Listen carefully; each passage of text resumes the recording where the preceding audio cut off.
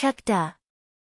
India opens in Delhi in the dying minutes of a fictitious Hockey World Cup match between Pakistan and India, with Pakistan ahead 1-0.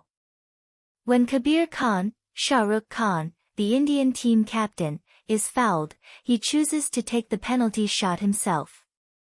However, his strike soars just above the goal, and India suffers a humiliating defeat.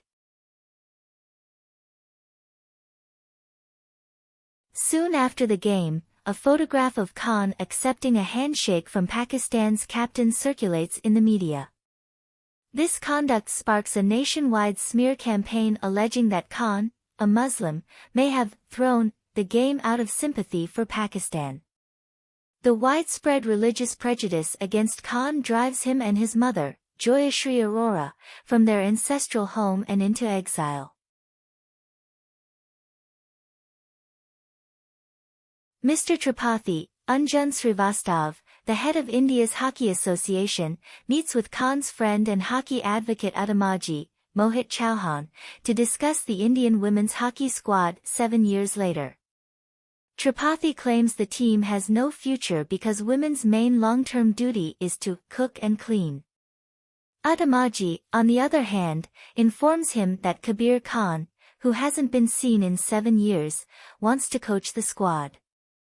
Despite his initial skepticism, Tripathi eventually agrees to this agreement.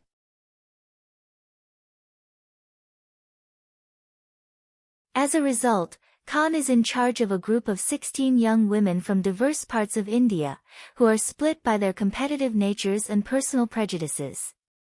While Komal Chautala, Chitrashi Rawat, of Haryana clashes with Preeti Sabarwal, Sagrika Gatge, of Chandigarh, Bulbir Kaur, Tanya Abrol, of Punjab has an extremely short temper and bullies Rani Despata, Seema Azmi, and Soimoy Kirkada, Nisha Nair, of Jharkhand's remote villages.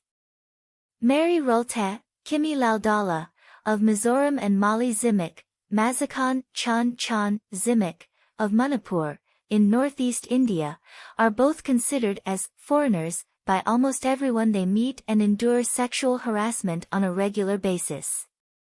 The team's captain, Vidya Sharma, Vidya Mulvade, is forced to choose between hockey and the wishes of her husband Rakesh's, Nakul Vade, family, while Preeti's fiancé, Abhimanyu Singh, Vivan Bhatena, is deeply threatened by her involvement with the team.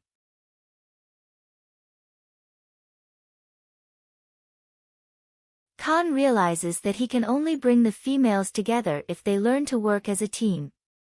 As a result, he has his assistant Krishnaji, Vibha Chibber, bench a number of players, including the most experienced player, Bindya Naik, Shilpa Shukla, for the first few days. In reaction, Bindya orchestrates a mutiny, forcing Khan to resign. Khan, on the other hand, invites Krishnaji, the team manager Suklal, Javed Khan, and the girls to a goodbye lunch as a gesture of goodwill. Several boys begin mocking Mary over lunch, resulting in a major brawl between the girls and the lads. The argument, on the other hand, unites the girls and dispels their hatred for Khan. They ask him to stay on as their coach.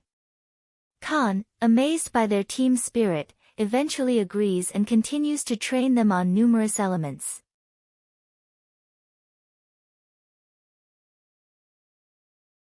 Tripathi, though, challenges their newly found togetherness by abruptly deciding that the women's team will not travel to Australia for the World Championship. Khan, on the other hand, coerces him into agreeing to a challenge match against the men's team on the condition that if the girls win, they will be permitted to travel to Australia. The ladies finally lose the match, but their valiant performance is lauded by the men's team, forcing Tripathi to reconsider and send them to Australia. During the World Cup, the girls compete against teams such as Australia's Hockeyroos, New Zealand's Black Sticks Women, Argentina's Las Leonas, and South Korea's team, among others. While they are still struggling to overcome their differences, the girls eventually learn to function as a team, bringing them to victory in the championship. They not only dispelled the stereotypes that formerly divided them, but they also demonstrated to their families and countries the benefits of women's hockey. Khan returns to his ancestral home with his mother, repairing his reputation and demonstrating his mettle in the eyes of the once angry neighbors.